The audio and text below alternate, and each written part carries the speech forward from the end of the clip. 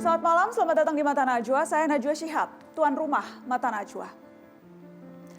Para korban bom bunuh diri Makassar belum pulih semua. Teror berikutnya sudah muncul, malah di Jakarta. Sore ini, markas besar kepolisian yang justru jadi sasaran oleh pelaku yang tampak sendiri melakukan serangan. Padahal penangkapan terduga teroris terus terjadi. Setiap pekan selalu ada yang ditangkap polisi. Tanda jaringan teror masih saja berkembang biak, menunggu momentum yang paling tepat untuk bertindak. Apakah bom bunuh diri Makassar dan Mabes Polri saling berkaitan? Bagaimana kita membaca serangan yang beruntun belakangan? Inilah Mata Najwa, di balik bom bunuh diri.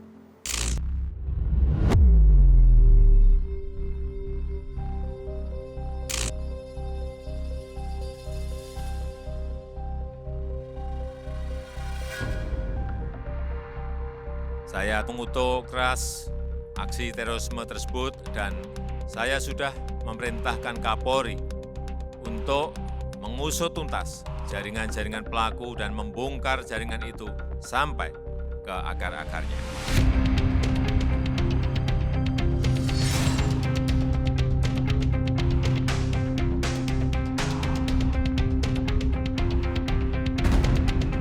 Umumnya yang bunuh diri itu yang menjual menggoda sorga dengan pimpinannya mengatakan kalau memerangi kelompok ini kau akan masuk sorga.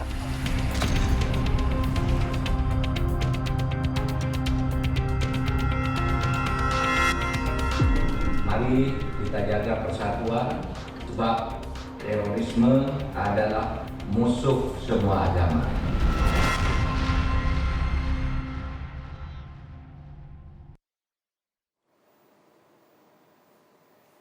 Pemirsa, usai peristiwa bom bunuh diri di Makassar 3 hari lalu, aksi teror kembali terjadi. Sore tadi, markas besar Polri diserang. Berikut ini adalah video yang merekam detik-detik seseorang terduga teroris dilumpuhkan saat menodongkan senjata di area Mabes Polri.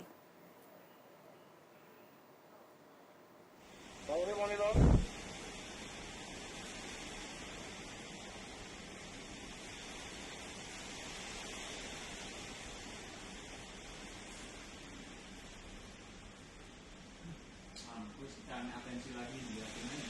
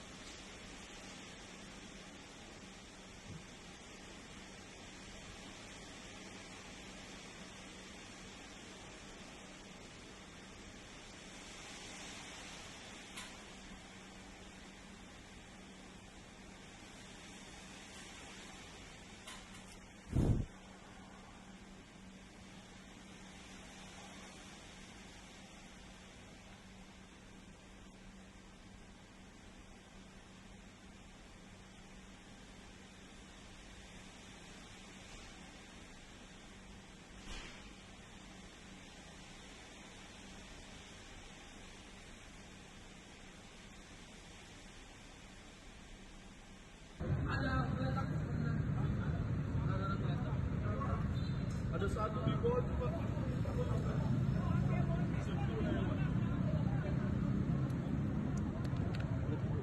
Mana sih? Itu bang. Teroris katanya bang. Teriak-teriak. Dari sini.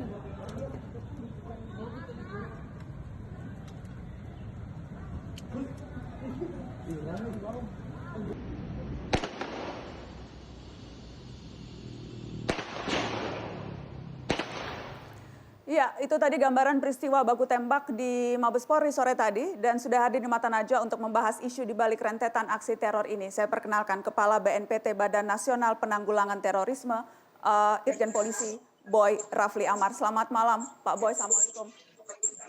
Waalaikumsalam, selamat malam dan pemirsa. Saya juga terhubung dengan peneliti terorisme Yayasan Prasasti Perdamaian dari Singapura, Nur Huda. Selamat malam, Mas Nur Huda. Selamat malam, Mbak. Saya ingin ke Pak Boy. Lagi dengan Pak Boy ini. Ya, bertemu Pak Boy jarak jauh, tapi sayangnya bertemu dalam kondisi yang kurang mengenakan, Pak Boy. PR Anda bertambah banyak, Kepala BNPT yang baru. Pak Boy, apa yang bisa Anda bagi ke kami, Pak, soal peristiwa terbaru sore tadi, Pak?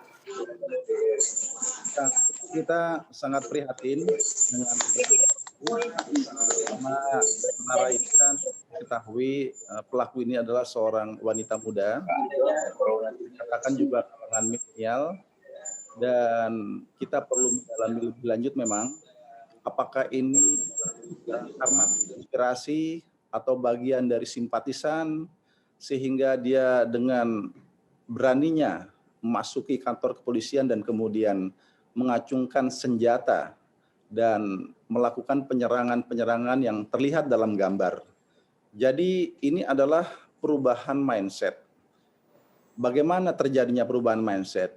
Kami yakin ini adalah bagian dari korban propaganda, paham-paham takfiri dari kelompok Salafi jihadis yang memang menginginkan mati syahid. Seolah-olah berjihad, berharap mati syahid karena salah dalam memahami makna dari mati syahid inilah akhirnya dia menempuh jalan seperti ini yang bisa jadi mencontoh dari sebuah peristiwa-peristiwa sebelumnya. Saya belum melihat adanya sebuah korelasi yang bersangkutan apakah terkait dari jaringan terorisme atau tidak. Kita perlu pendalaman lebih lanjut. Tapi sejauh ini informasi yang Pak Boy terima memang ini pelakunya perempuan, usia muda, tadi Anda katakan milenial begitu ya Pak? Ya. Dan Ya, benar. Terinspirasi, Anda menduga ini terinspirasi dengan peristiwa teror sebelumnya di Makassar, tapi apakah ini berkaitan Pak Boy? Kita belum melihat ada, tetapi memiliki kesamaan ideologi yang dipahami. Jadi ini transnasional ideologi kekerasan, ideologi terorisme yang selama ini menjadi ciri khas dan dia cirinya seperti itu, melakukan penyerangan dan kemudian berharap bisa mati syahid, bisa mati mulia. Jadi ini juga terkonfirmasi yang kita dapat informasi bahwa juga adanya surat wasiat dari yang bersangkutan ya. Oh, jadi pelaku ini meninggalkan surat wasiat juga Pak Boy? Saya mendapatkan informasi demikian, tetapi nanti tentu lengkapnya dari pihak kepolisian lah yang akan menjelaskan. Dan gambaran isi surat wasiat, apakah memang serupa dengan yang kita tahu surat wasiat yang ditulis oleh diduga pelaku bom bunuh diri di Makassar? Sepertinya narasinya mirip, ya, mirip, mengingatkan kepada orang tua untuk taat kepada Allah Subhanahu Wa Taala, kemudian seperti petuah-petuah, ya, kepada orang tuanya. Jadi mirip seperti yang dibuat oleh Lukman di Makassar.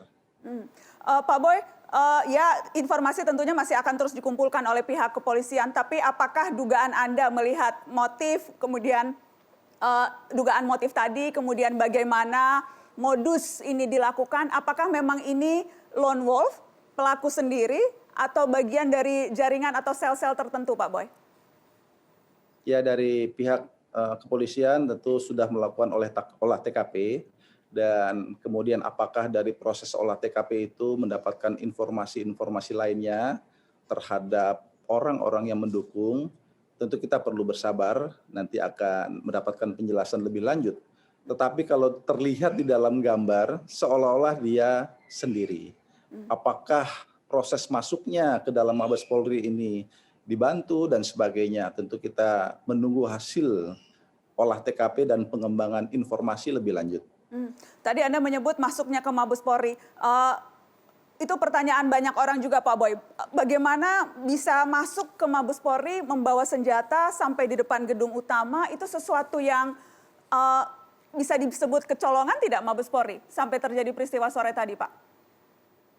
Ya, tentunya Mabes Polri akan melakukan investigasi terkait masalah ini lewat pintu yang mana, tetapi yang jelas tentu kehadiran masyarakat di Mabes Polri itu adalah hal yang memang hari-hari ya, karena ada pelayanan publik yang dilaksanakan oleh Mabes Polri di dalam. Cuma tentu permasalahannya bagaimana caranya dia masuk dan sebagainya.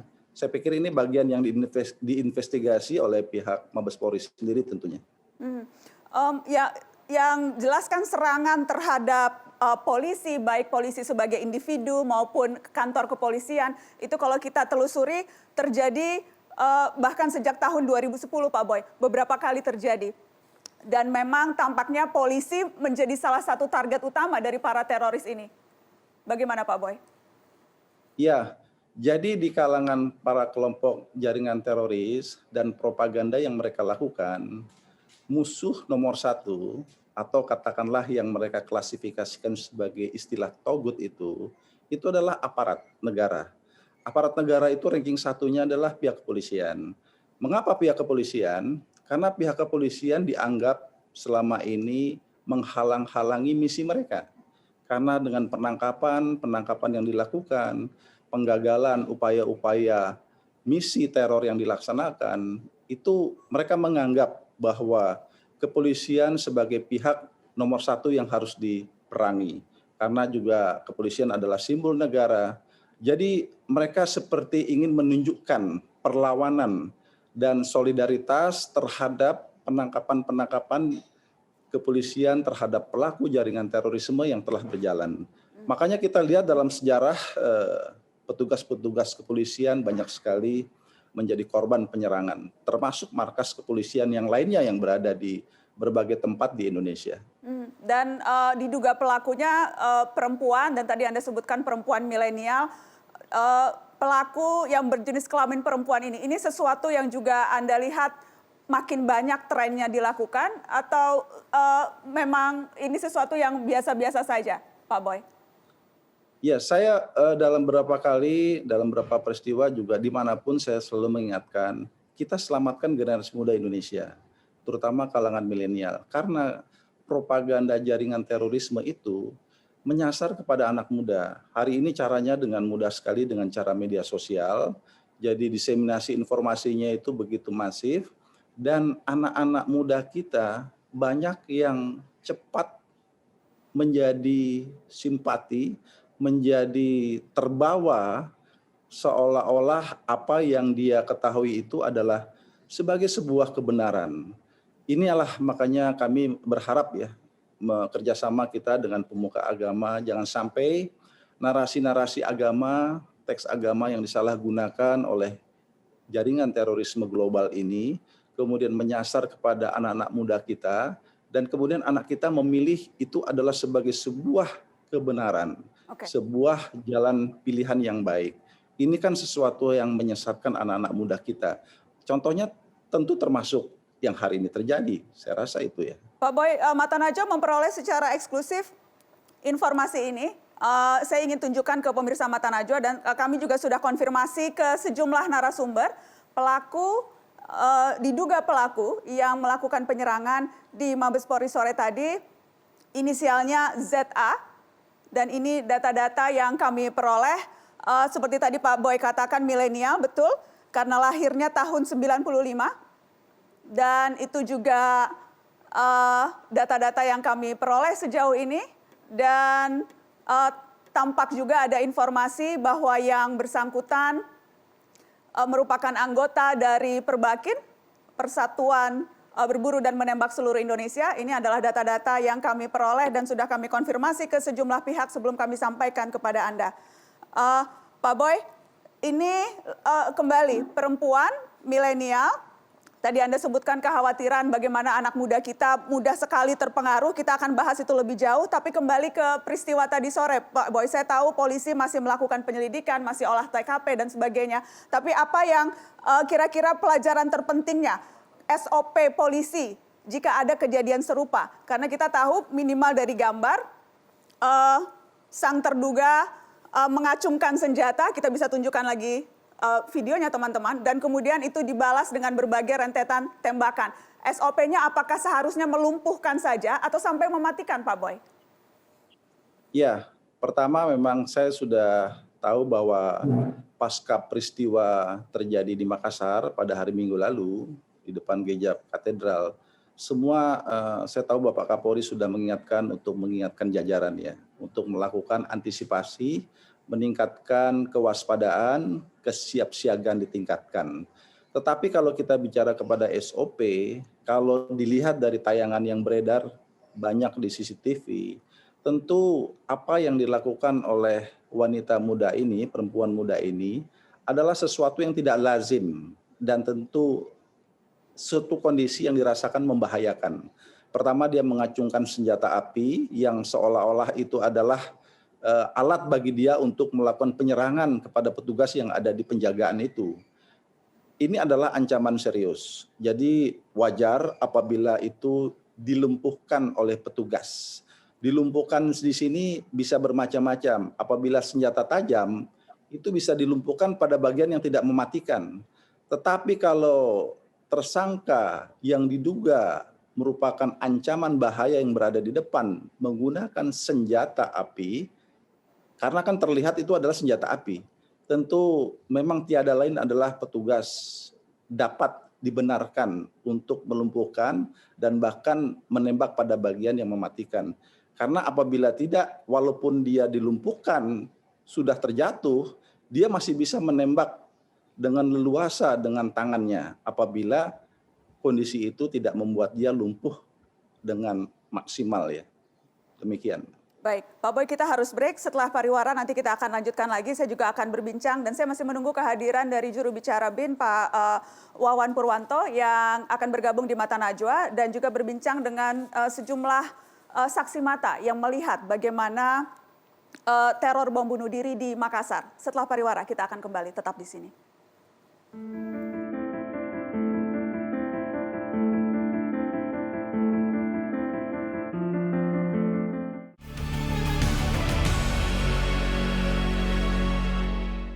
Anda masih di Mata Najwa. Di balik bom bunuh diri, saya berbincang dengan Kepala BNPT Boy Rafli Amar dan sudah hadir di studio saat ini juru bicara BIN Wawan Purwanto. Selamat malam Pak Wawan.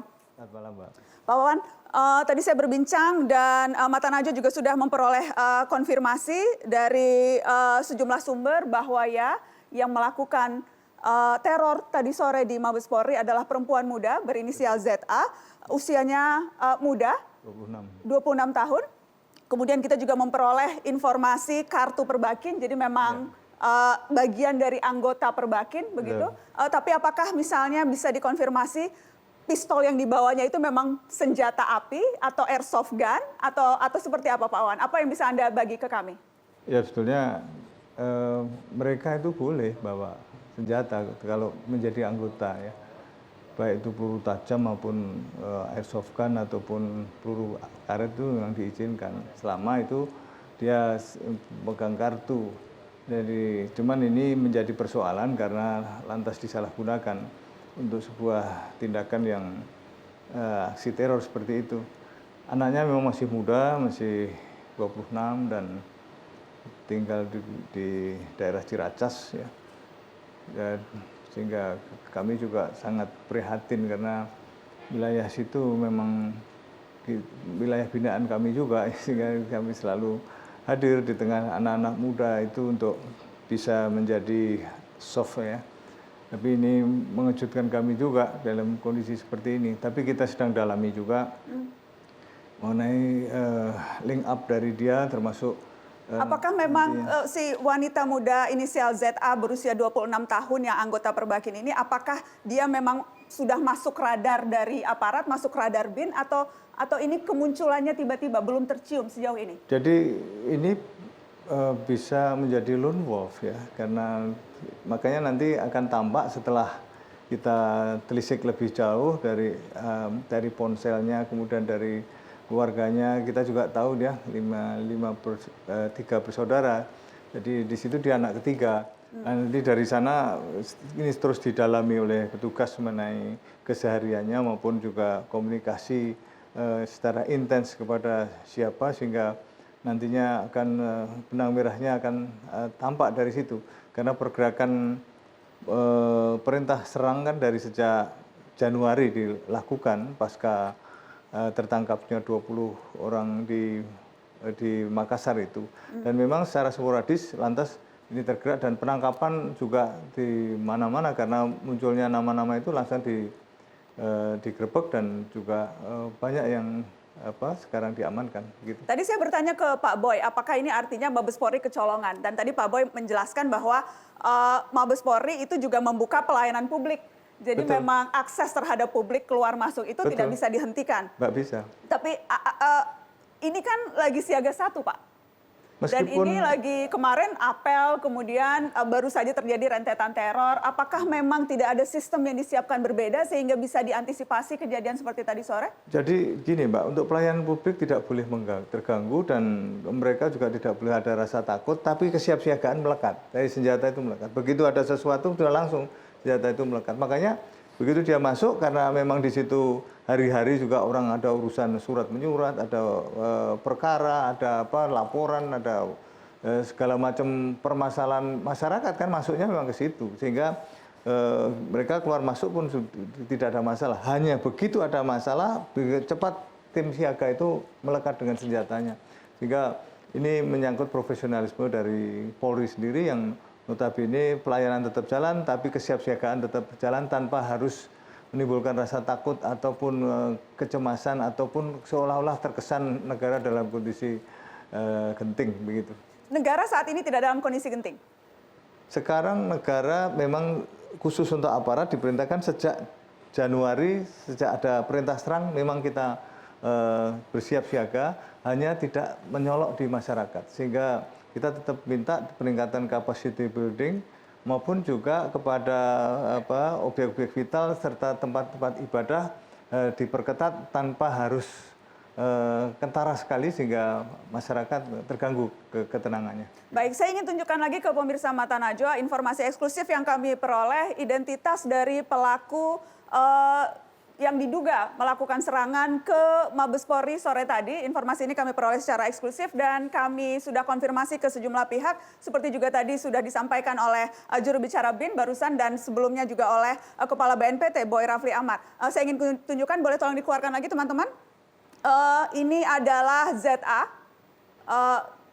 perempuan muda berusia 26 tahun yang rumahnya berlokasi di Ciracas, Jakarta Timur, dan ia adalah anggota dari Perbakin. Dan tadi informasi ditambahkan oleh Pak Wawan, yang bersangkutan 3 bersaudara dan ia adalah anak yang paling bungsu. Demikian ya Pak Wawan? Betul. Dan sepanjang pengetahuan Anda atau sepanjang informasi yang berhasil dikumpulkan, tampaknya lone wolf atau bergerak sendirian, tampaknya sejauh ini. Ya, memang ada 2 orang yang bergerak, yang satu yang sempat melarikan diri, sehingga ini masih dalam kondisi dicari. Makanya kalau misalnya nanti jumpa konfonselnya maupun juga link up dari penyelidikan di keluarga, nanti akan tampak kepada siapa selama ini dia berhubungan, termasuk juga di medsosnya dia berselancar di situ akan tampak, termasuk motif dari ini semua sekarang sedang terus ditelusuri, termasuk juga sampai sejauh mana hubungan yang selama ini dengan keluarga, karena biasanya kalau orang sudah terpapar biasanya dengan keluarga itu menjauh dan cenderung memusuhi. Nah ini nanti ini sedang didalami, petugas sedang turun di sana dan menurut saya tidak terlalu lama juga akan terungkap, nanti juga akan disampaikan ke publik. Oke, baik. Saya ingin ke Pak Nur Huda. Mas Nur Huda yang saat ini berada di Singapura, peneliti terorisme Yayasan Prasasti Perdamaian. Mas Nur Huda, serangan di kantor polisi, ini identik dengan kelompok tertentukah atau ini memang modus yang biasa dilakukan kelompok teror secara umum, menargetkan polisi? Ya, saya kira satu hal sebelum menjawab pertanyaan itu, ini sebenarnya semacam wake up call sejak tahun 2014 bahwa cara pandang kita terhadap isu ini itu harus bergeser dan serius sekali mengambil pakai perspektif gender. Maksudnya adalah baik itu lelaki maupun perempuan itu mengalami proses radikalisasinya berbeda, dan oleh karena itu negara pun harus melihat isu ini dengan berbeda. Tidak hanya kepada threat, ancaman kepada state security, tetapi juga human security. Nah, kelompok ini ya, kalau misalnya kita tadi itu kan dari awal tadi dari mulai Pak Boy dan Mas Wawan tadi kelihatan banget bahwa ini adalah permasalahan relasional, permasalahan individu orang yang punya permasalahan, kemudian karena kehilangan signifikansinya mereka itu mendapatkan amplifikasi atau mendapatkan jawabannya di media sosial, dan kemudian di media sosial inilah kemudian identitas dirinya terbentuk. Jadi ini sebetulnya poin penting yang harus kita sadari bersama, karena tadi kan Mbak Nana juga menyebutkan apakah perempuan ini akan menjadi tren ke depan gitu. Dan ini saya kira saya bukan mau nakut-nakutin gitu ya. Kalau kalau melihat polanya itu, ini the party is not over yet. It's just the beginning gitu. Karena mereka itu akan selalu menginspirasi satu dengan yang lain.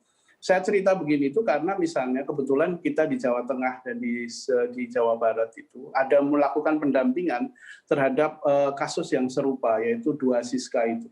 Dan awalnya itu yang satu yang di Temanggung itu kemudian dia merasa terpaksa sekolahnya, terus kemudian dia mendapatkan identitasnya di media sosial, ketemu yang menariknya itu nama grup WhatsApp mereka itu namanya Turn Back Crime gitu. Jadi orang-orang polisi yang melakukan aksi-aksi kepada disebut mereka mujahid itu menjadi crime, dan ketemulah dengan kelompok yang namanya dengan individu yang Siska yang ada di Ciamis itu. Dan sama juga Ciamis itu adalah korban bully di sekolahnya karena suka jualan. Nah, jadi pertama ada permasalahan individu, kemudian melalui media sosial ngajinya salah gitu loh. Nah, dan ini sebenarnya pola yang hampir mirip di banyak perempuan-perempuan yang kita dampingi dan kita coba dalami gitu. Artinya mereka tuh seringkali justru menjadi korban gitu loh. Korban dari sebuah ideologi, korban dari sebuah proses relasi gender yang ketika di dunia nyatanya mereka kan seringkali tidak mendapatkan berbagai macam alternatif. Nah, kelompok ini ironisnya memberikan alternatif itu gitu. Oke. Nah, apalagi itu masalahnya saya kira. Baik, kita harus break, nanti kita lanjutkan karena setelah ini saya ingin masuk ke apa yang terjadi di Makassar. Bom bunuh diri dan juga penangkapan dan penelusuran yang sejauh ini sudah dilakukan oleh polisi, termasuk juga upaya-upaya yang dilakukan oleh BNPT. Saya masih tersambung dengan Kepala BNPT Boy Rafli Amar. Jadi kita bahas spesifik soal itu dan juga soal munculnya beberapa atribut FPI yang kemudian dikait-kaitkan dengan penangkapan yang terjadi beberapa waktu belakangan ini. Apakah memang ada kaitannya? Kita bahas itu setelah pariwara.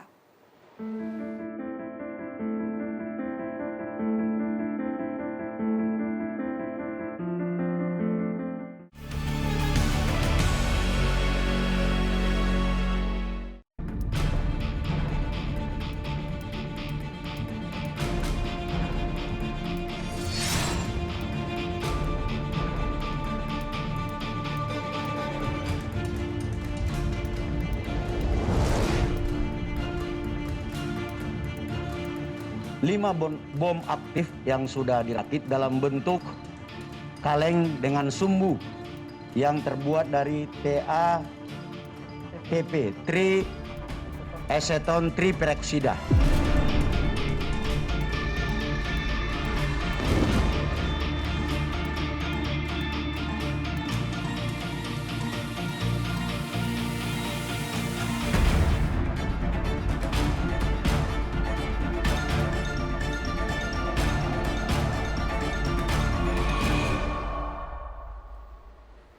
Ya, itu tadi rentetan penangkapan yang dilakukan oleh aparat kepolisian, baik yang terjadi di Makassar maupun yang terjadi di Jawa Barat dan di Jakarta dan juga di sebelum-sebelumnya. Yang jelas kita tahu sore tadi terjadi juga penyerangan di Mabes Polri. Eksklusif Mata Najwa kami memperoleh informasi soal identitas terduga pelaku. Kami akan tunjukkan lagi kepada Anda. Ini informasi yang kami peroleh yang sudah kami konfirmasi juga ke beberapa pihak dan juga sudah dikonfirmasi oleh juru bicara BIN, Mas Wawan Purwanto yang hadir di Mata Najwa malam hari ini. Kita akan tunjukkan kepada Anda. Ini adalah terduga pelaku yang berinisial ZA, berusia 26 tahun. Jadi ya masih sangat muda, beralamat di Ciracas, Jakarta Timur. Dan yang tadi juga kita dengar pelaku belum berkeluarga, tapi yang jelas mempunyai kakak 2, jadi 3 bersaudara dan yang paling muda. Dan informasi juga yang kami peroleh tadi dari Pak Boy Rafli Amar, terduga pelaku meninggalkan surat wasiat yang isinya kurang lebih sama dengan surat wasiat yang ditinggalkan oleh pelaku terduga bom bunuh diri di Makassar. Menyampaikan kata pamit dan juga kata-kata yang mengindikasikan keinginannya untuk berjihad dan sebagainya. Yang jelas informasi masih terus kami kumpulkan dan kami juga masih terus menunggu yang keterangan pers resmi dari kepolisian. Tapi yang jelas Mata Najwa berhasil mengumpulkan informasi ini eksklusif untuk Anda. Yang Anda bisa lihat ini adalah kartu perbakin yang dikeluarkan atas nama terduga pelaku. Dan kalau Anda perhatikan itu berlakunya sampai 2022. Sementara yang kita tahu kartu perbakin ini durasinya, periodenya biasanya 1 tahun, demikian ya Pak Wawan? Ya. Jadi setiap 1 tahun harus diganti atau diperbaharui. Dan kalau kartu ini berlaku sampai 18 Februari 2022, berarti baru dibuat selama setahun terakhir. Jadi mungkin saja ada indikasi bahwa ini sesuatu yang memang sudah dipersiapkan oleh si pelaku. Apa yang bisa kita baca dari kartu ini? Mas Wawan, apa indikasinya apa saja bahwa yang bersangkutan memang berlatih khusus atau ini sesuatu yang memang kebetulan atau bagaimana dugaan-dugaan Anda? Ya, sebetulnya tidak ada yang kebetulan di dalam sebuah perencanaan tindakan pidana. Biasanya mereka sudah tentu melalui proses yang panjang berliku. Hanya sekarang mereka setelah persiapan sedemikian rupa, titik pinpointnya ditentukan mana yang ada. Perintah serang kan dari bulan Januari dari kelompok ekstrem ini, dan mengenai titik mana yang mau ini dipilih di sejumlah lokasi, termasuk salah satunya memang target aparat keamanan ini menjadi salah satu target, karena aparat keamanan memang bertugas untuk menghadang laju mereka. Hanya persoalannya si bocah ini, ya saya katakan masih adik satu ini tidak berlatih menembak dengan pola formasi tempur. Jadi dia masih ya sama sekali tidak mengerti ilmu medan ya, ilmu perang dan sebagainya, sehingga itu Anda baca dari tingkah lakunya yang terekam di gambar CCTV. Ya betul. Ya tidak merunduk di satu lokasi yang aman, tidak melakukan tiarap, tidak melakukan digorong-gorong atau berdiri di balik sebuah perlindungan yang cukup. Jadi justru malah menurut saya membiarkan dirinya untuk ditembak itu. Jadi kamikaze ini? Bisa dikatakan seperti itu. Dan ketika dia berhadapan dengan petugas yang siap itu, dia hanya menodongkan ini, tidak melesatkan peluru. Jadi ini yang menjadi salah satu indikasi bahwa dia belum berlatih secara trik militer ataupun pola-pola serang yang semestinya dilakukan, sehingga sama sekali tidak ada korban berjatuhan. Di samping itu memang capacity building dari kita punya markas maupun objek-objek vital memang diperkuat, jadi senjata itu melekat, sehingga begitu ada alarm seperti ini lantas terkepung dia. Jadi ini si ZA ini tidak mempelajari secara detail analisa sasaran yang. Jadi bisa dibilang ini pelaku teror yang semi amatir atau bahkan amatir. Betul, jadi tidak terencana secara baik dan ngacak sekali, dan sama sekali tidak ada korban. Siapa yang mau dituju, sehingga kayak orang bingung di situ. Oleh karenanya ini juga pesan bagi kaum muda untuk tidak segampang itu melakukan sesuatu, sehingga kita lebih baik kita dengarkan para pihak, khususnya dekatlah dengan orang tua, sehingga tidak terseret pada arus pusaran konflik seperti ini. Saya ingin ke Pak Boy, Kepala BNPT. Pak Boy, yang jelaskan sejak 3 bulan terakhir Densus menangkap ada 94 tersangka teroris, kemudian ada jaringan di berbagai daerah, jaringan JAD yang memang kemudian juga sudah dibekuk begitu oleh kepolisian. Bagaimana Anda lihat rangkaian peristiwa penangkapan yang dilakukan sebelum teror Makassar dan pasca teror Makassar ini, Pak Boy? Ya, sejak tahun 2020, dari Januari sampai akhir Desember itu, setidaknya ada 252-an tersangka ditangkap. Dan mayoritas di antara mereka adalah sel-sel jaringan JAD. Demikian juga ini berlanjut di bulan Januari, bulan Februari, dan kita tahu di sejumlah tempat ya, ada beberapa sebelum peristiwa di Makassar ini, ada di Jawa Timur, ada di Makassar sendiri, ada di Sumatera Barat bahkan. Kita tahu mereka adalah masuk pada tahap perencanaan. Kita melihat dari proses monitoring, penyelidikan, atau katakanlah surveillance yang dilakukan oleh tim Densus 88 ini di sejumlah tempat. Dan tentu dengan semangat ingin mencegah agar misi-misi mereka tidak berhasil, dilakukanlah penangkapan-penangkapan itu. Di mana tentu Undang-Undang Nomor 5 Tahun 2018 memang memberikan kesempatan kepada aparat negara untuk mencegah lebih dini terhadap proses perencanaan serangan teror. Itulah yang dilakukan oleh penyidik Polri dalam hal ini Densus 88. Pak Boy, kalau kita bicara spesifik Makassar, sebelumnya kita tahu bahwa di Januari 2015 sudah ada serentetan penangkapan kelompok yang diduga di mana pelaku bom bunuh diri ini tergabung begitu. Tetapi kemudian kita lihat penangkapan itu tidak menyurutkan langkah terduga pelaku untuk menjalankan aksinya, bahkan melakukannya bersama dengan istrinya yang baru dinikahi 6 bulan yang lalu begitu. Apakah itu artinya ada missing link nih langkah yang dilakukan oleh Densus, oleh kepolisian atau oleh BNPT begitu ya? Karena bulan Januari sudah ketahuan kelompoknya, tapi bulan Maret toh tetap saja kejadian, Pak Boy. Ya, sebelum bulan Januari dilakukan penangkapan, kalau boleh saya tarik ke belakang sendiri, itu terjadi proses yang namanya peristiwa Bayat ya di 2015. Di situ tokoh-tokoh yang kemarin ditangkap itu adalah termasuk mereka yang hadir. Ada nama Rizaldi, ada namanya Saudara Bustar, dan mereka merupakan mentor dari dua pasangan pengantin ini. Jadi Lukman dan Dewi akan oleh Rizaldi. Mereka adalah rekrutan baru. Di sini aja di sini. Dan monitor dari aparat memang adalah mereka-mereka yang teridentifikasi terlibat dalam proses Bayat itu di 2015. Dan ternyata di antara proses yang berjalan, mereka telah berhasil mengajak di kalangan yang lebih muda lagi. Karena kita tahu bahwa seperti Lukman dan Dewi ini kan usianya 26 dan 21 tahun.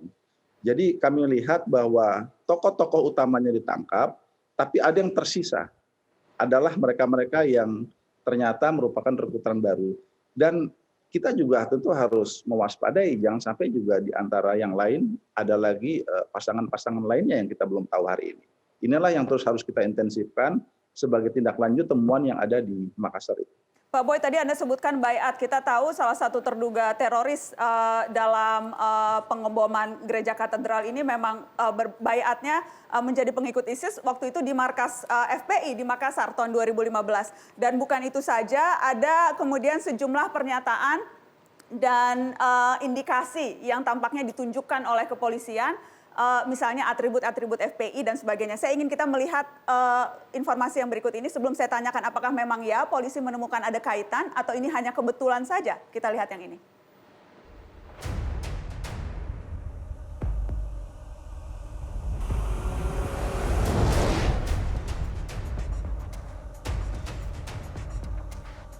Foto-foto saudara HH dan ZA ada pada saat sidang dan beberapa kegiatan-kegiatan ormas terlarang itu setiap ada kegiatan.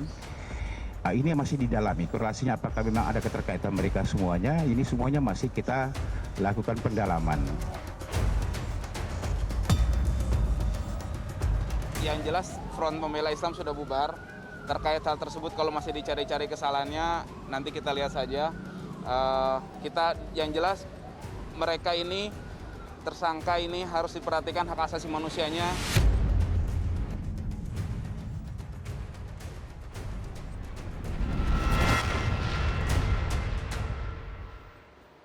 Ya, saya ingin ke Pak Wawan. Pak Wawan, indikasi, sinyal-sinyal yang seolah menunjukkan, sinyal-sinyal yang datang dari kepolisian yang seolah menunjukkan ada kaitan FPI dalam rentetan peristiwa dan penangkapan yang terjadi belakangan itu sinyal-sinyal yang memang disengaja atau sesuatu yang memang karena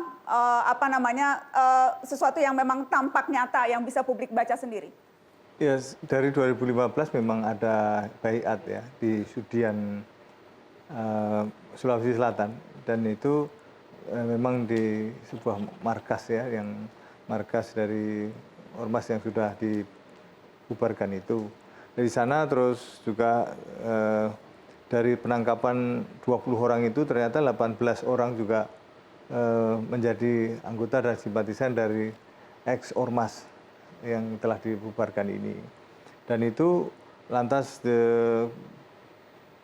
beberapa yang ditemukan di sejumlah tempat juga menggunakan atau ternyata ada kaitan dengan X itu. Nah, semuanya ini Atribut-atribut nanti misalnya ya, yang kemudian ditunjukkan dalam betul. konvensi pers.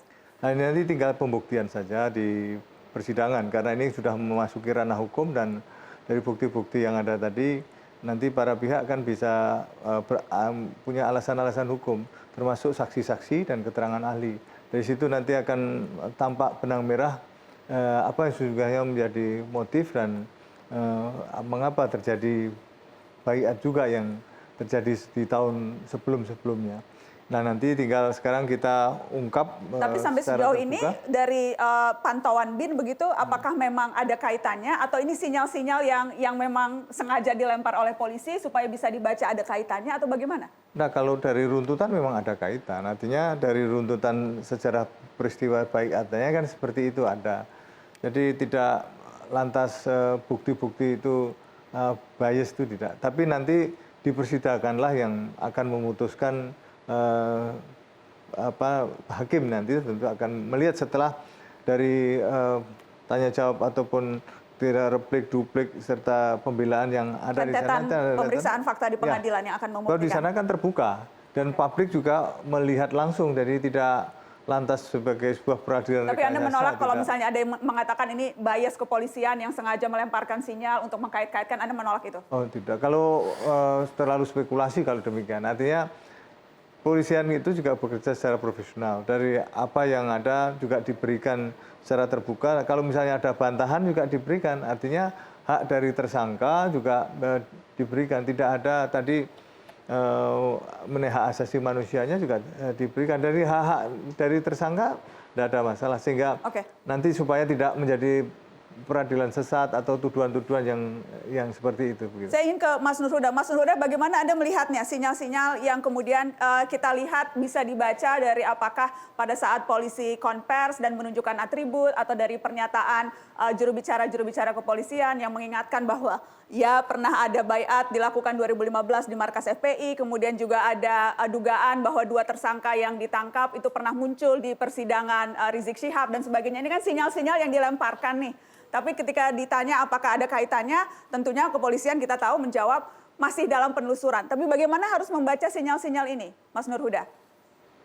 Oke, poin paling penting itu menjadi teroris itu adalah sebuah proses. Keluar dari teroris itu ada juga prosesnya juga. Kalau ibarat menjadi teroris itu lantai 5, maka lantai pertama itu biasanya dengan orang kecewa. Dan ketika orang kecewa itu diwadahi, nah disinilah masuk kelompok seperti FPI.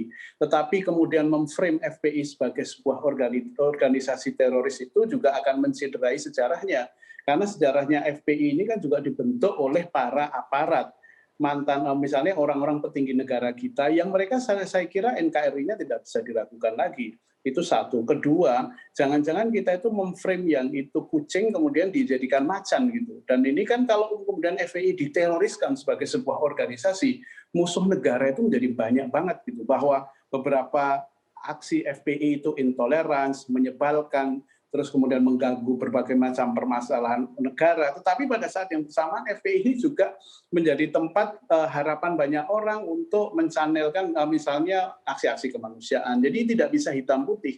Bahkan kalau misalnya kita ingat peristiwa 212 itu justru yang menghantarkan Presiden Gubernur hari ini pun juga ada andilnya dari FPI itu sendiri. Artinya ini permainan politik yang super sensitif kalau kemudian memojokkan FPI menjadi sebuah organisasi teroris. Benar bahwa sebagian dari organisasi orang yang pernah di FPI itu kemudian pernah berbaiat dan kemudian menjadi teroris, itu faktanya. Bahkan kalau di Lamongan itu malah mereka mantan-mantan FPI-nya itu lari kemudian ke Syria bergabung pada ISIS langsung. Tetapi tidak bisa hubungannya itu menjadi sebuah corporate crime. Ini kan mirip ketika dulu yang dibidik itu, seperti saya kan sebagai alumni pesantren Nguruki itu juga sakit hati juga kalau misalnya katakan, oh Nguruki itu pesantren teroris. Ya sebagian terlibat, tetapi yang jadi dokter di kepolisian itu juga alumni Nguruki juga gitu loh. Yang jadi tentara juga banyak juga gitu. Itu harus seperti Mas Wawan sampaikan, itu bukti hukum, biarlah hukum yang berbicara. Dan ini kemudian yang akibatnya, karena terus terang isu sensitif kita di terorisme itu kan selalu polarisasi.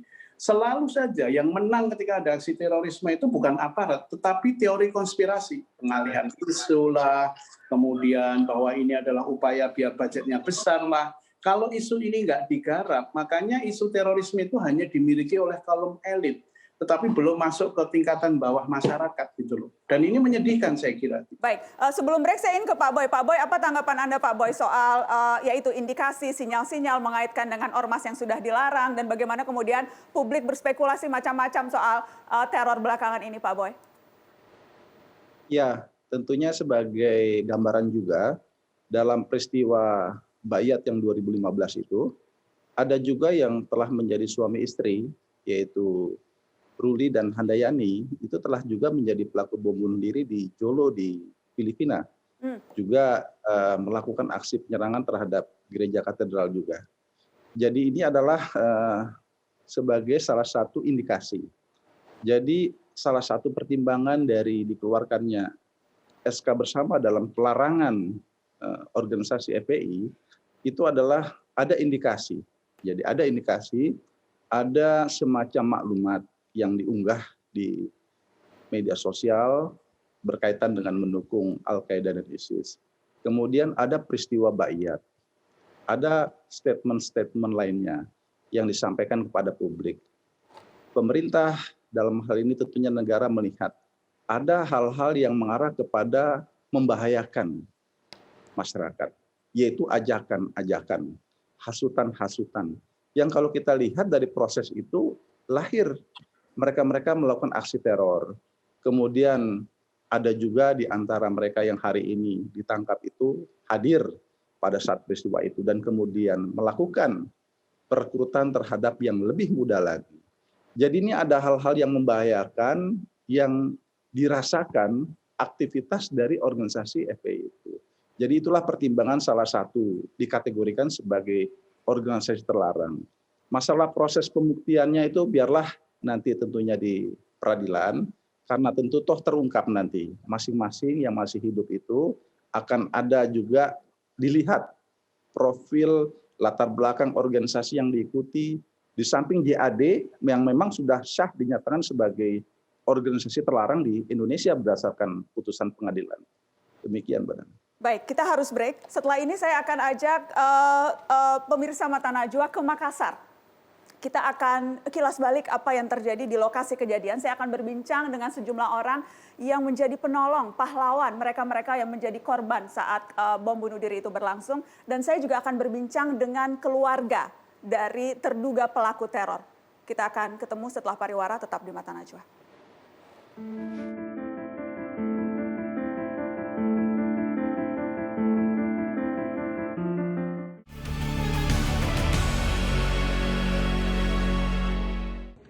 Bapak tadi posisi di mana? Ya? Bapak tadi posisi di mana? Posisi saya pas lihat di depan pagar besar. Saya tahan dia. Terus, Oh, dia memang mau masuk. Iya, dia mau masuk. Yang naik motor itu? Dia naik motor.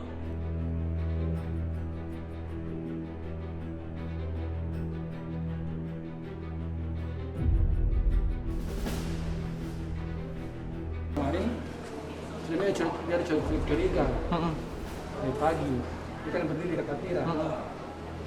Kemudian bersama gereja yang sisanya itu dia jalan motor melanggar mau masuk dia tahan. Oh, ditahan.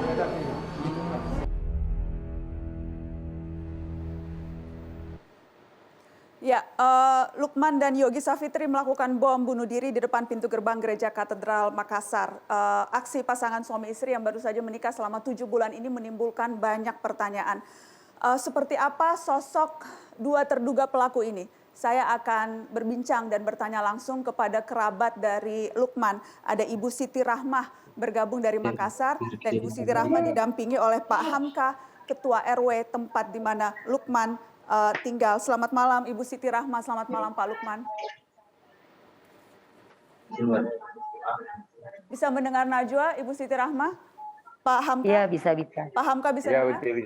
Oke, saya ingin ke Ibu Siti Rahmah dulu. Bagaimana Ibu Siti Rahmah keluarga saat ini menyikapi peristiwa yang melibatkan Lukman? Sebelumnya Ibu Siti Rahmah ini tante dari Lukman ya, betul Ibu? Iya, betul. Ya, bagaimana keluarga, bagaimana ibunda, bagaimana adik Lukman, bagaimana keluarga hari-hari ini Ibu? Kalau kelakuannya Lukman itu biasa-biasa Bu, anaknya sopan bagaimana. Tapi kadang sekarang keluarga sangat terpukul. Dia juga sangat Ya, kita mengharap. tidak menyangka bisa ada kejadian begini, Bu. Kalau Ibu Siti Rahma sendiri, kapan terakhir berjumpa dengan Lukman? Kalau saya 2 hari yang lalu kiranya. Karena saya kan juga sibuk jualan, Bu. Jadi terakhir bertemu Lukman itu pada saat hari peristiwa pengeboman itu atau sebelumnya? Sebelumnya. Tapi waktu terakhir dia ketemu sama orang tuanya.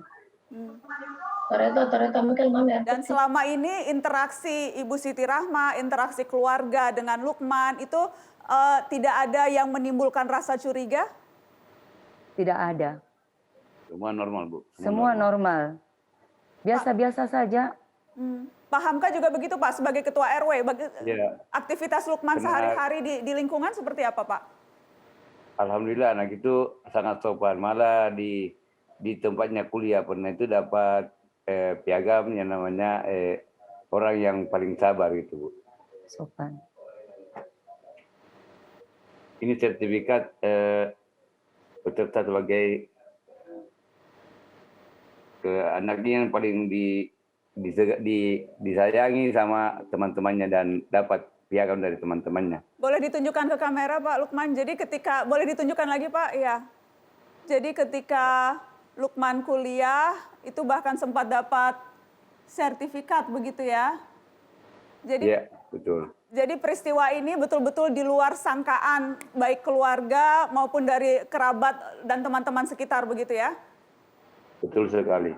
Dan kami sebagai aparat di sini sangat kaget dan tidak pernah mengira bahwa dia akan berbuat demikian. Karena tutur kata dan bahasanya setiap hari di sini tidak pernah menimbulkan kayak yang kecurigaan bahwa dia ini orangnya ada hubungan dengan yang namanya teroris gitu, Bu. Rajin sholat. Jadi rajin beribadah, sopan, sama sekali tidak ada hal-hal yang mencurigakan gitu ya? Setiap pagi mengaji juga dari subuh sampai masuk jam 8 baru berhenti. Ibu Siti Rahma, apakah Lukman pernah bercerita kegiatannya selain pekerjaannya sehari-hari, kegiatan apakah pernah ikut pengajian atau pernah ikut kelompok tertentu? Pernah cerita seperti itu tidak? Pernah dia cerita ikut ini kajian, cuma dia bilang ini bagus semua begitu sama orang tuanya. Oh, jadi pernah diajar ikut mengaji. Pengajian. Iya. Tapi tidak cerita apa yang dibahas di pengajian itu? Tidak. Ketika menikah, itu kan saya membaca sempat ada kecurigaan tetangga karena menikahnya malam-malam. Itu bisa diceritakan, Pak RW? Minta maaf, Bu, itu bukan siang-siang ya. Yang acara sini acara pagi. Dan itu acara pernikahan, bukan acara nikah. Acara nikahnya bukan di sini. Jadi kami di sini tidak tahu, menahu.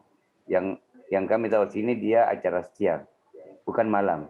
Oke, tapi ketika itu memang jadi seperti walimahnya saja begitu ya, perayaan pernikahannya ya. Tapi yang acara malam-malamnya di Villa Mutiara dan sebagainya itu keluarga tidak tahu juga, Bu Siti? Kita tahu. Tahu. Saya sendiri datang, iya. Sudah berapa lama mengenal dengan pasangannya, dengan istrinya ketika itu? Kalau saya sendiri sebagai tantenya baru tahu waktu pas dia menikah.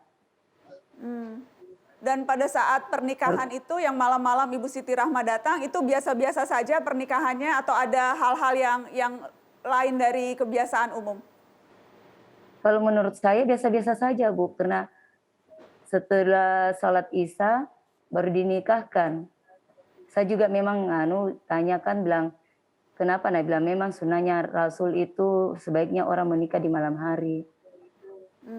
Ibu Siti Rahma kemudian tahu tidak setelah itu ada penggerebekan di Villa Mutiara, ada 20 orang yang sampai ditangkap pada bulan Januari itu. Sempat dengar informasi itu? Oh, saya tidak pernah dengar, Bu. Lukman juga tidak pernah cerita ya bahwa kelompok pengajian yang ia ikuti kemudian digerebek polisi, tidak pernah cerita? Tidak. Kan Lukman meninggalkan surat wasiat ya Ibu Siti Rahma untuk keluarga dan untuk ibunya? Iya. Ya, saya juga baru tahu itu waktu hari Senin. Bagaimana kondisi ibunya sekarang setelah beberapa hari peristiwa ini, setelah kemudian membaca surat wasiat Lukman? Dia sangat shock. Sampai ini, sekarang dia belum sehat. Itu saya juga jaga, saya punya kakak. Karena dia sedikit-sedikit menangis. Ya, ini surat. Nah, dia tidak sangka nanya. Terpukul sekali. Orang tuanya sangat terpukul. Taruh di. Tidak menyangka sama sekali. Informasi bahwa menantunya sedang hamil itu betul, Ibu? Iya. Ibu tahu menantunya juga hamil sedang 4 hamil 4 bulan, betul ya? Itu sempat Lukman beritahu atau keluarga tidak tahu bahwa istri almarhumah juga sebetulnya sedang hamil waktu peristiwa itu? Dia sudah kasih tahu kita, bilang istrinya sudah hamil 4 bulan. Oh, jadi sempat cerita? Iya. Dan pada saat bercerita itu senang, bahagia kalau istrinya hamil. Tidak ada tanda-tanda bahwa akan melakukan aksi yang di hari Minggu itu ya, Bu? Iya, enggak ada.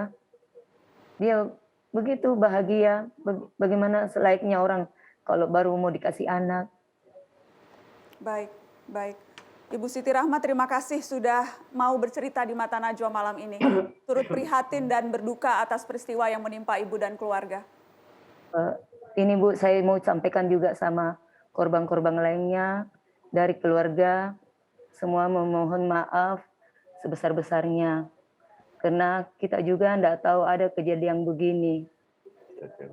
Kita tidak mengharapkan semua kejadiannya begini. Sama semua yang kena musibah itu pada saat itu, kami mohon maaf atas nama keluarga. Mohon dimaafkan, bukakan pintu maaf untuk beliau karena bukan kamuannya, dia tidak pengaruh apa-apa. Jadi itu harapan kami, semoga mereka bisa memaafkan almarhumah dan almarhum. Baik, terima kasih Ibu Siti Rahma, terima kasih Pak Hamka sudah mau berbagi di Mata Najwa malam ini. Assalamualaikum. Waalaikumsalam. Ya, kita dengarkan tadi permohonan maaf yang disampaikan oleh pihak keluarga terduga pelaku kepada korban yang terkena dampak dari bom bunuh diri. Dan saya akan berbincang dengan salah satu korban. Sudah bergabung dari Makassar, ada Ibu Marlah Wahab dan Bilkis, korban yang mendapatkan dampak di peristiwa Minggu di Gereja Katedral Makassar. Dan saya juga bergabung dengan Yosi dan Irsal, 2 orang di lokasi kejadian yang menolong Ibu Marlah Wahab ini. Selamat malam Ibu Marlah, selamat malam Bilkis. Selamat malam Mbak Nanda.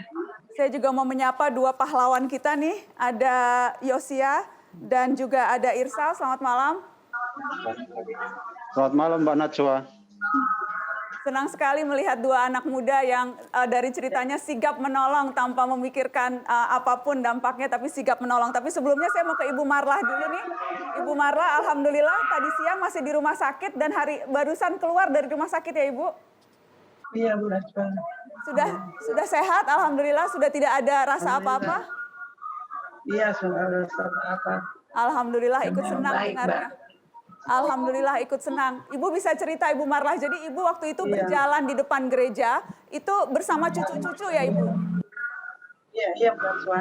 Waktu ke lapangan Karebosi, antar cucu main bola. Ibu bawa siapa saja Bu? Cucu 3 ini semua, ada semua sini ini. Toretto, Jack, dan Bilal. Berapa usianya Ibu cucu-cucu? 6 tahun, ada 6 tahun, ada 2 tahun. Ada yang 7. Jadi 7 tahun, 6 tahun, 2 tahun cucu-cucunya. Ibu lagi jalan di depan gereja begitu ya? Gereja. Lagi mau ke lapangan Karebosi, mau main bola? Bola, iya. Terus bagaimana Ibu kejadiannya? Tanpa sengaja tanpa tahu apa bom meledak di samping kiri. Ibu langsung tahu itu bom atau ibu rasa-rasa apa ini? Belum tahu. Ibu rasa kayak kiamat katanya Mbak Najwa. Seperti kiamat. Seperti kiamat katanya. Kenapa? Karena suaranya keras sekali ya Bu? Keras suaranya. Saya sempat juga tidak sadar sedikit. Saya sempat Ibu sempat tidak sadar kan waktu pertama kali kena serangan itu. Terus ibu nggak sadar, terus anak 3 ini nangis. Jadi pas ibu dengar suara nangis, ibu kayaknya langsung kayak cepat sadar gitu dan berusaha mau bangun dari pingsannya itu Mbak Najwa. Berusaha bangun dan akhirnya bisa bangun. Dan cucu-cucu ini juga sempat kondisinya sempat pingsan atau seperti apa Bu? Menangis. Katanya di lokasi itu ibu katanya ada tindis itu kemanakan saya yang kecil, yang 2 tahun. Ibu katanya sempat tindis dia, tapi ibu katanya nggak sadar waktu nindis anak kecil yang kemanakan saya. Oke. Dan saya ingin baik, kita harus break sebentar, Mbak Bilkis dan Ibu Marlah, karena kita akan bergabung ke Mabes Polri untuk mendengarkan konferensi pers yang disampaikan oleh Kapolri berikut ini. Nation ternyata memang identitasnya sesuai. Kemudian dari hasil profiling terhadap yang bersangkutan, maka yang bersangkutan ini adalah tersangka atau pelaku lone wolf yang berideologi radikal ISIS yang dibuktikan dengan postingan yang bersangkutan di sosial media. Tersangka ini mantan mahasiswa di salah satu kampus dan drop out pada saat di semester 5. Kemudian dari hasil pendalaman dan penggeledahan kita dapatkan beberapa temuan terkait dengan barang yang dibawa. Mungkin rekan-rekan tadi lihat yang bersangkutan membawa map kuning, di dalamnya ada amplop bertuliskan kata-kata tertentu. Kemudian juga yang bersangkutan memiliki Instagram yang baru dibuat ataupun diposting 21 jam yang lalu, di mana di dalamnya ada bendera ISIS dan ada tulisan terkait dengan masalah bagaimana perjuangan jihad. Kita temukan juga pada saat penggeledahan di rumahnya surat wasiat dan ada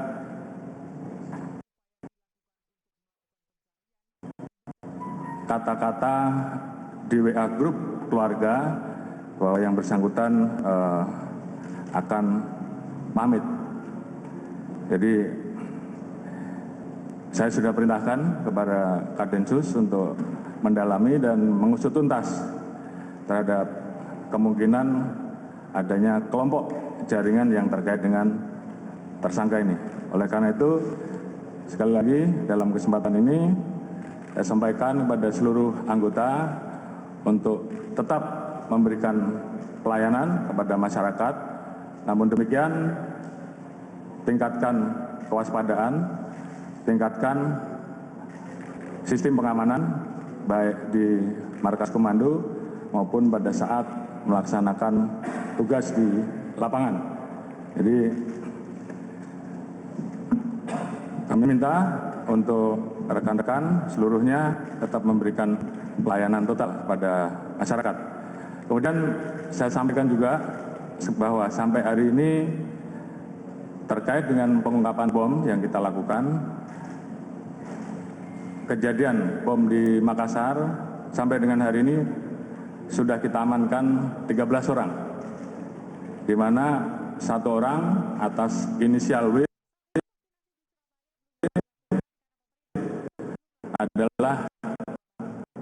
pelaku otak pengerakit bom.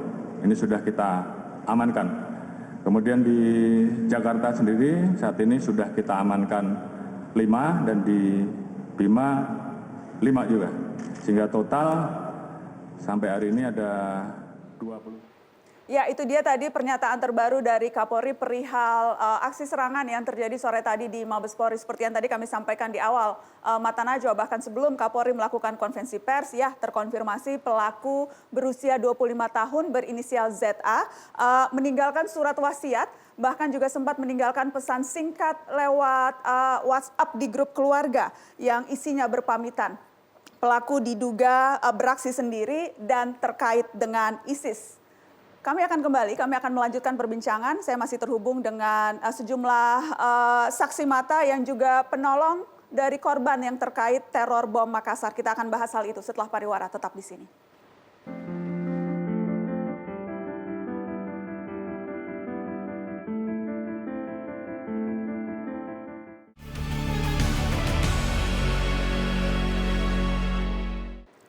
Terima kasih Anda terus di Mata Najwa. Saya ingin kembali ke Makassar berbincang dengan Yosia dan Irsal, dua anak muda yang tanpa rasa takut mendekati lokasi kejadian bom Makassar pada minggu lalu dan menolong Nenek Marlah Wahab. Saya ingin ke Yosia dulu. Jadi Yosia, kenapa waktu itu ada ledakan, orang biasanya lari menghindar, Yosia malah mendekati lokasi kejadian?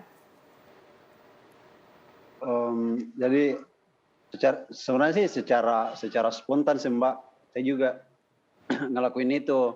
Tadinya kan maksudnya kalau keberanian itu muncul sendiri, cuman saya spontan keluar dari tempat kerja, terus kan saya sementara makan, terus tiba-tiba ada ledakan pang bunyi gitu kan, kayak bergemuruh, terus keluar lari, terus kebetulan di luar ada teman juga 2 orang, terus saya ajak teman saya, ayo kita ke sana. Karena terjadi sesuatu gitu, terus spontan lari ke sana. Jaraknya kan agak dekat sih Mbak, terus lari, nah gitu. Dan di situ melihat Nenek Marlah dan 3 cucunya?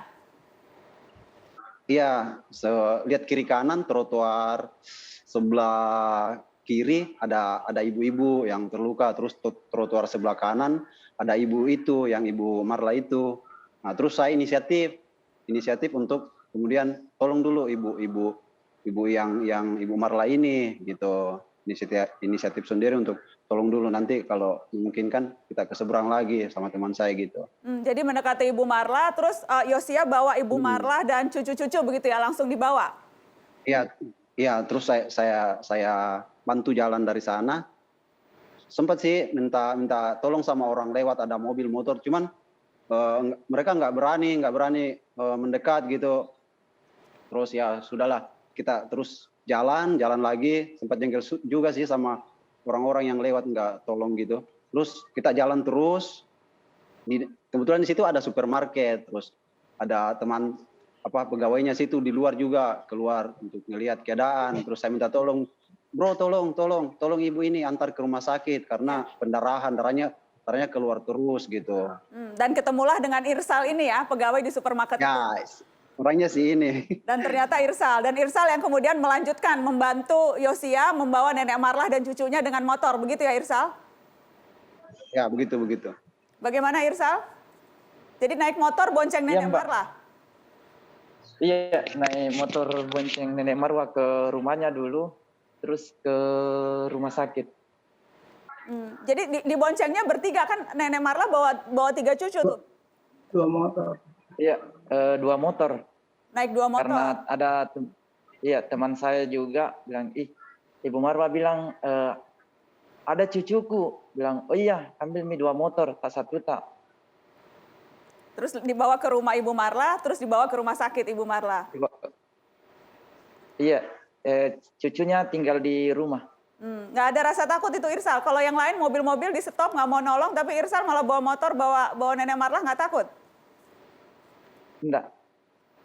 Oke, saya mau ke Nenek Marlah. Apa yang mau disampaikan Bu Marlah dan Balkis, kedua anak muda yang menjadi penolong ini di saat yang lain nggak ada yang mau nolong?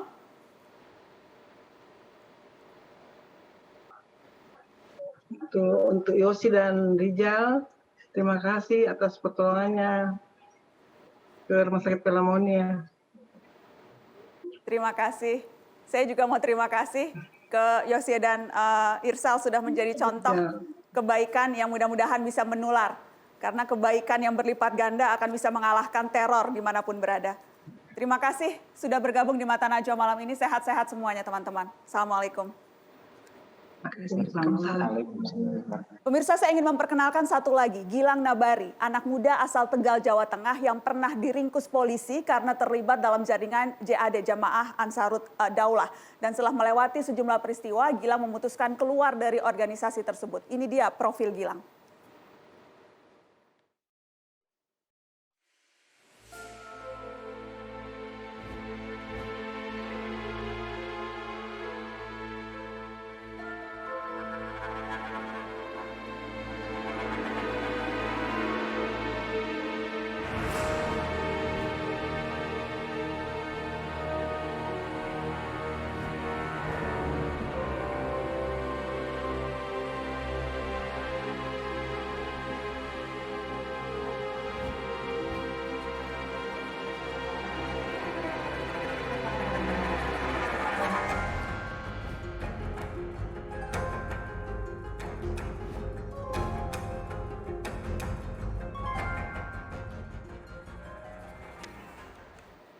Dan sudah ada di Mata Najwa Gilang Nabari, mantan anggota JAD. Selamat malam Gilang. Selamat malam Mbak Nana. Terima kasih sudah bersedia hadir di Mata Najwa. Jadi Gilang ini baru bebas ya? Iya betul, baru bebas Mbak. Bahkan sekarang masih pembebasan bersyarat sebetulnya? Betul. Setelah berapa pindah-pindah ke beberapa LP? Saya itu kalau pindah-pindah lumayan banyak ya, karena dari rutan ke rutan, kemudian dari lapas ke lapas. Karena waktu itu saya pernah masuk ke lapas yang super maksimum security, baru turun ke medium, setelah itu baru ke lapas yang low security. Jadi pernah di Nusa Kambangan? Pernah. Di Gunung Sindur? Pernah juga. Oke, jadi Ya. sudah melalang buana ke beberapa LP, Betul. sampai kemudian lolos pembebasan bersyarat, Betul. dan malam ini hadir di Mata Najwa untuk bercerita tentang JAD. Siap. Oke, sebelum bercerita saya ingin menyampaikan terima kasih ke Pak Boy karena saya tahu Pak Boy sangat sibuk dan saat ini sedang ditunggu untuk aktivitas yang lain, Pak Boy. Tapi saya ingin kalimat penutup dari Anda, Pak Boy. Yang jelas, Gilang mantan anggota JAD ada di Mata Najwa dan akan bercerita, dan ini sebetulnya bagian dari program deradikalisasi yang terus diusahakan dan diupayakan oleh BNPT, Pak Boy.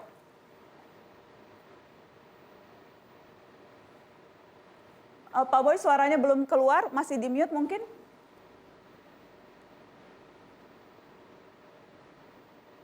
Ya, silakan Pak. Masih belum terdengar Pak Boy, maaf. Terdengar Mbak? Ya, sekarang sudah terdengar. Silakan Pak Boy. Jadi ada Gilang di sini Pak, yang akan cerita ke kita. Ya. Senang sekali melihat Gilang hari ini tentunya bisa menjadi contoh juga dalam berupaya mengajak kalangan generasi muda agar jangan sampai terbawa propaganda yang dilakukan oleh kelompok jaringan terorisme. Karena tentunya kami yakin apabila sudah ikut masuk banyak hal-hal yang tentunya nanti akan membahayakan generasi muda kita. Dan kita harus sadar bahwa sejatinya ideologi terorisme itu adalah ideologi yang tentunya bertentangan dengan nilai-nilai luhur bangsa kita dan ideologi negara kita Pancasila.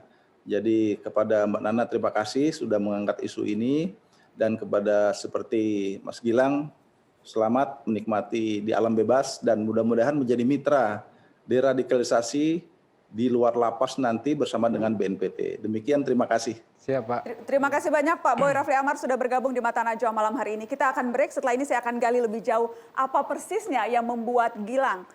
Berusia berapa Gilang waktu itu? Waktu ketangkap saya usianya 24 tahun. Gilang 24 tahun mau terlibat JAD dan melakukan aksi teror. Apa persisnya? Setelah pariwara kita akan bahas.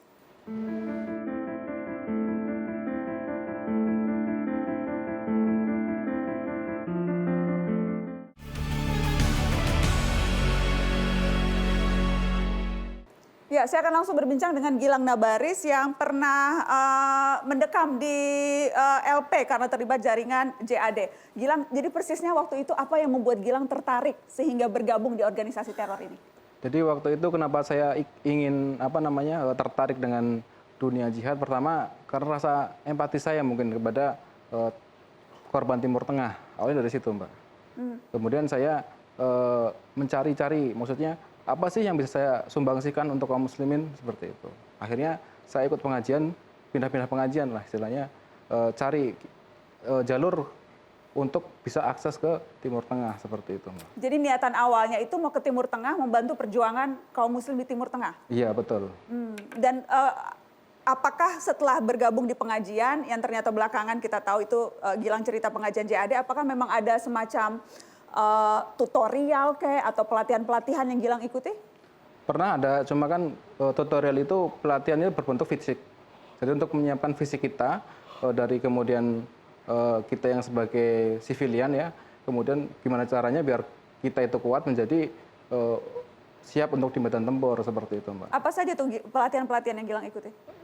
Pelatihan yang pernah saya ikuti yaitu naik gunung, kemudian berenang, kemudian bela diri seperti itu. Dan ketika itu apakah diajarkan spesifik cara membuat bahan peledak, cara menyerang misalnya? Ketika itu di jaringan saya nggak disuruh seperti itu. Jadi kita fokusnya ke latihan fisik karena menurut Amir saya, kita di sini fisik dulu, nanti baru ke Suriah, di sana baru dilatih dengan latihan militer seperti itu. Ada berapa orang di jaringan yang Gilang terlibat? Mungkin sekitar 8 orang. 8 orang. Iya. Dan itu saling tahu satu sama lain, tahu aktivitasnya, tahu rencana? Nggak semua tahu, karena rencana yang dibebankan kepada kita itu tidak boleh bocor kepada teman kita sendiri, gitu, Mbak. Seperti itu. Oke, dan Gilang betul-betul interaksi sehari-harinya itu bertemu langsung di pengajian atau lebih banyaknya secara online atau lewat pesan-pesan singkat atau seperti apa biasanya? Kalau saya itu ketemu langsung, Mbak, interaksi langsung, ketemu ngumpul, kemudian melakukan pengajian, melakukan koordinasi seperti itu. Oke, tapi tidak pernah ketika itu niatan Gilang ikut, apakah memang hanya untuk berangkat ke Suriah, ke luar negeri, atau memang ada niatan melakukan amaliyah seperti yang kita lihat terjadi belakangan ini? Ketika saya ikut ke dalam jaringan, karena dari awal saya kan inginnya ke Timur Tengah, Mbak. Jadi saya tujuannya ikut ya untuk mencari jalur ke Timur Tengah, seperti itu. Apakah misalnya diajarkan untuk tidak apa-apa menyerang yang berbeda, tidak apa-apa melakukan serangan kepada polisi dan sebagainya, itu sesuatu yang kerap disampaikan atau tidak? Jadi kalau yang di jaringan itu disampaikan sebenarnya polisi itu ansor togut pertama ya. Jadi musuh kita juga. Cuma di jaringan saya itu karena mungkin beda divisi ya, fokusnya untuk pemberangkatan ke Timur Tengah waktu itu, Mbak. Oke, dan akhirnya memang Gilang tidak sempat berangkat karena keburu ketangkap? Iya, betul. Sempat tertangkap karena dalam proses mengirimkan uang ke Filipina? Iya, betul. Apa waktu itu persisnya tugas Gilang? Waktu itu tugas saya sebagai kurir, Mbak. Jadi saya ditunjuk sama teman saya ya, untuk menjadi aktif di lapangan gitu. Jadi saya diberi tugas untuk mengirimkan uang ke Filipina, nanti setelah itu baru dikirimkan saya ke Filipina atau ke Suriah nanti. Dengan seperti itu. Oke, bentuk-bentuk pelatihan atau indoktrinasi atau pemahaman yang ditanamkan ke Gilang itu apa saja? Secara terus-menerus, karena saya membayangkan Gilang 24 tahun, kemudian ada keinginan berangkat ke Suriah, melakukan pelatihan militer. Seperti apa sih yang disampaikan sampai Gilang begitu yakin? Karena pertama yang disampaikan kan tentang Imam Mahdi, tentang perang akhir zaman. Kemudian kan saya merasa inilah jalan saya mungkin untuk ikut sumbangsih ke dalam agama ini gitu loh, Mbak. Mungkin disinilah jalan saya. Nah, di situ saya merasa yakin. Jadi doktrinnya begitu kuat karena yang disampaikan itu berita-berita Timur Tengah terus, berita-berita Timur Tengah terus seperti itu. Jadi semakin mendalami, di samping itu juga teman-teman saya tiba-tiba berangkat ke Suriah seperti itu. Dan sekarang ketika melihat ada kejadian teror, ketika melihat apa yang terjadi di Makassar tadi, apa yang terjadi sore gitu, Gilang sampai sekarang setelah keluar dari LP masih berhubungan tidak dengan anggota jaringan JAD? Kalau berhubungan sih sekarang sudah putus semua, karena ketika saya di LP kemudian saya mengambil ikrar setia kepada NKRI, jaringan saya otomatis akan memusuhi saya sendiri gitu, Mbak. Karena menganggap saya telah keluar dari jaringannya, kemudian bersetia kepada negara gitu, Mbak. Jadi dianggap saya sudah musuh mereka seperti itu. Sekarang ya Gilang sudah tidak ada lagi pikiran-pikiran pemahaman seperti yang sebelumnya, sudah setia NKRI, sudah garis lurus sekarang Gilang? Alhamdulillah. Iya, karena dengan pengalaman saya di dalam, Mbak. Saya kenapa kemudian saya NKRI, karena saya menganggap bahwa ketika saya dulu ingin bergabung ke Suriah, tujuan saya kan ingin sebenarnya menegakkan syariat. Kemudian kenapa menegakkan syariat? Karena ingin keadilan ada di muka bumi ini. Tapi justru ketika saya masuk ke dalam, saya masuk ketemu di rutan, justru mereka saling mengkafirkan. Padahal kita satu organisasi, ya kan, senasib di rutan, kita saling mengkafirkan satu sama lain. Saya mikir di situ, kalau seperti ini, di mana kemudian persatuannya gitu, Pak? Seperti itu. Mas Nur Huda di Singapura, Mas Nur Huda, kejadian Gilang ketika berada di LP saling mengkafirkan sehingga kemudian malah insaf. Tapi kita tahu juga ada yang di dalam LP malah tambah radikal. Ada bahkan oknum sipir yang karena berinteraksi dengan napiter malah ikutan radikal. Jadi apa pembedanya? Ya, bahkan juga beberapa tahanan yang dari kriminal itu juga karena merasa lebih nyaman dengan para narapidana teroris, balik juga keluar main lagi. Karena nanti Gilang bisa bercerita, itu Gilang dan Lukman itu contoh kebanyakan orang yang terlibat di dalam aksi terorisme ini, ironisnya banget. Itu story-nya, ceritanya itu adalah redemption. Proses pencarian untuk menjadi muslim yang lebih baik. Cuma kebetulan kemudian bersinggungannya itu pada kelompok yang salah. Namanya misrelation, relasinya itu nggak pas gitu. Bayangkan kalau misalnya Gilang kemarin itu ketika sedang ingin semangat jihadnya itu ketemu NU atau ketemu Muhammadiyah atau organisasi mainstream, maka jadinya mesti akan berbeda. Mungkin jadinya dia itu adalah misi kemanusiaan. Nah inilah yang sebetulnya program yang kita lakukan selama ini di Yayasan Prasasti dan kemudian di Ruang Ngobrol, itu kan adalah credible voice, kayak orang-orang kayak Gilang kayak begini nih yang sudah pernah merasakan, terus kemudian dia bisa bercerita bagaimana kebohongan, narasi-narasi yang dibangun oleh ISIS itu sendiri gitu loh. Okay. Nah ini sebetulnya yang perlu didorong itu orang-orang kayak Gilang itu. Makasih Gilang ya udah datang jauh-jauh ini dari Tegal. Iya, datang jauh-jauh dari Tegal ke Mata Najwa dalam status pembebasan bersyarat untuk bercerita. Saya akan ke Pak Wawan untuk menanggapi bagaimana kemudian BIN melihat ini dan apa yang bisa dimaksimalkan begitu dari teman-teman seperti Gilang ini setelah pariwara tetap di Mata Najwa.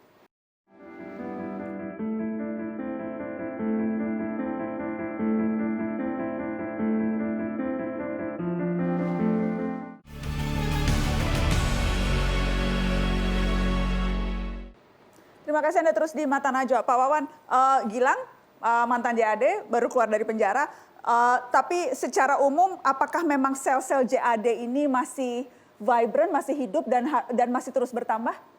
Sampai saat ini masih hidup, masih bertambah ya karena ada rekrutmen baru. Akan tetapi yang di penjara juga kita lakukan pembinaan, termasuk yang sudah selesai menjalani pidananya. Seperti teman-teman yang di berbagai wilayah itu ya, di Solo, Klaten, di Boyolali dan sebagainya, di Semarang. Kalau Gilang tadi katakan datang ke pengajian-pengajian, kalau sekarang metode rekrutmennya lebih online begitu? Sekarang lebih online, kalau dulu usro-usro, penghasilan kecil-kecil gitu. Tapi karena banyak yang digerebek, karena ngumpul kan tadi. Satu kena yang lain, tapi kalau online dia lebih aman. Karena online bisa juga tanya jawab juga. Jadi BIN juga lebih sulit mendeteksi karena online ini? Itu kesulitan utama? Gini, kalau kita kan melakukan patroli cyber 24 jam. Kalau ada gejala apa-apa, sudah kita yang pertama mesti kita ingatkan. Mengenai konten-konten yang mengarah ke intoleran, kemudian radikal dan teror, apalagi sudah kita lakukan intercept, artinya kita ingatkan dulu sama mereka. Terus juga dari sisi pendanaan itu kita ingatkan tuh. Kecuali kalau sudah diingatkan ternyata masih bandel ya dilakukan ada sanksi pemidanaan kita laporkan gitu. Tapi sebelum itu ada juga yang di counter, kemudian ada juga yang di take down atau di drop lah ya seperti itu dengan Kominfo. Intinya adalah juga kita luruskan terutama generasi muda umur 17 sampai 24 tahun ini kan menjadi ring satu, di luar itu menjadi second liner. Jadi sasaran empuknya justru anak-anak muda ini. Nah kita ingin lakukan pembinaan termasuk yang pasca menjalani pidana. Jadi banyak yang kita juga ajak untuk bisnis ikan lele, kemudian ada juga yang kambing, ada yang ternak sapi, ada yang bisnis pembuatan sabun. Jadi itu bagian dari program deradikalisasi yang dilakukan oleh aparat. Baik, Gilang penutup apa yang berangkat dari pengalaman Gilang, apa yang harus diwanti-wanti, diwaspadai oleh anak-anak muda di luar sana yang mungkin ada rasa tertarik pada faham-faham radikal ini? Intinya apapun di sana di luar sana, ketika mengajak untuk istilahnya kekerasan atau membunuh bahkan melakukan bom, itu harus diwaspadai. Karena bagaimanapun juga Islam itu melarang untuk melakukan hal-hal seperti itu, gitu Mbak. Jadi kan muara pengajian ini sebenarnya kan awalnya bagus, kemudian ujung-ujungnya doktrinasi untuk melakukan bom bunuh diri. Lah inilah yang harus kita wajib waspadai gitu loh, terutama untuk keluarga, istilahnya yang lebih dewasa lah. Jadi untuk mengontrol anak-anaknya agar bisa lebih istilahnya menyaring mana yang baik, mana yang Islam benar-benar yang rahmatan lil alamin, dan mana Islam yang justru dimanfaatkan oleh oknum-oknum tertentu justru untuk mengkerdilkan umat Islam sendiri, seperti itu Mbak. Baik. Terima kasih sudah berbagi pengalaman di Mata Najwa malam ini. Siap, sama-sama Mbak. Pak Wawan, terima kasih banyak sudah hadir di Mata Najwa. Salam sukses. Insya Allah sehat semuanya. Terima kasih banyak kepada Anda yang sudah menyaksikan Mata Najwa malam ini. Selamat malam teman-teman. Assalamualaikum.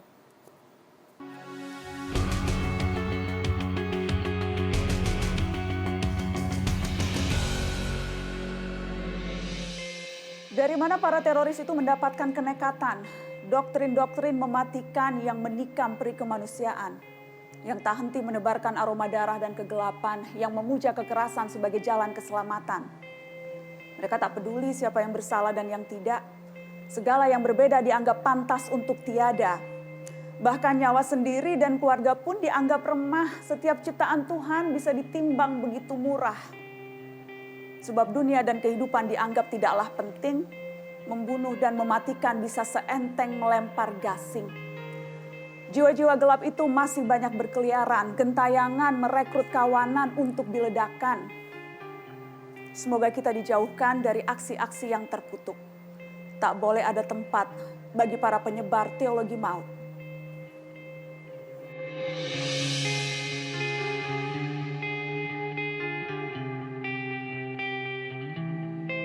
Dengarlah nyanyi sunyiku, bait risauku, rindu terpendamku, menyala dalam hayatku, duka padamu, duka padaku, saling lebu menghalau awan mendung.